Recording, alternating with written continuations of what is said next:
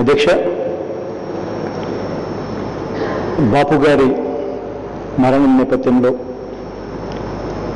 సానుభూతిని తెలిపే కార్యక్రమంలో అవకాశం ఇచ్చినందుకు మొదటగా కృతజ్ఞతలు తెలుపుకుంటూ, బాపు గారి గురించి చెప్పాల్సి వస్తే మరణం లేని మహామనిషి బాపు గారు అని చెప్పాలి. తెలుగువారు ఎప్పటికీ కూడా గుర్తుంచుకోదగ్గ వ్యక్తి కూడా తాను.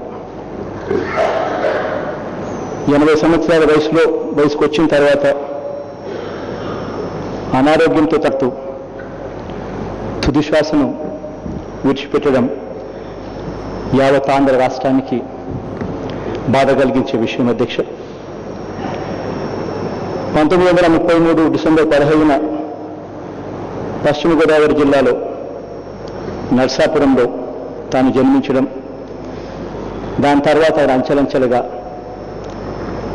పెరుగుతూ పోవడం, 12వ ఏటనే కార్టూనిస్ట్గా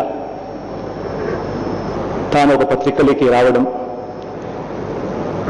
అంతేకాకుండా తాను తీసిన చిత్రాలకు 6 నంది అవార్డులు అందుకోవడం, పద్మశ్రీతో కూడా కేంద్ర ప్రభుత్వం అత్యున్నత పురస్కారం కూడా తానికి ఇవ్వడం, ఇవన్నీ కూడా చూసినప్పుడు బాపు మృతితో సినీలోకం ఒకటే కాకుండా యావత్ తెలుగు జాతి కూడా ఒక అద్భుతమైన వ్యక్తిని కోల్పోయినట్టుగా కూడా అర్థమవుతుంది. అధ్యక్ష, దర్శకుడిగా, చిత్రకారుడిగా, కార్టూనిస్టుగా ప్రసిద్ధిగాంచిన బాపు గారికి తన గీత రాత తెలుగువారి సంస్కృతిలో ఒక భాగమైంది.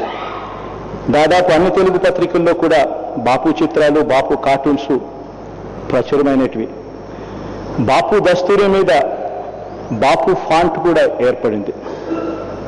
ఇలాంటి గొప్ప వ్యక్తి మరణంతో తెలుగు జాతి ఒక ఆణిముత్యాన్ని కోల్పోవడమే కాకుండా కోల్పోవడం కూడా జరిగింది. అధ్యక్ష, తన ఆత్మకు శాంతి చేకూరాలని, వారి కుటుంబానికి భగవంతుడు అండదండలు సంపూర్ణంగా ఉండాలని మనస్ఫూర్తిగా కోరుకుంటున్నాను. అధ్యక్ష.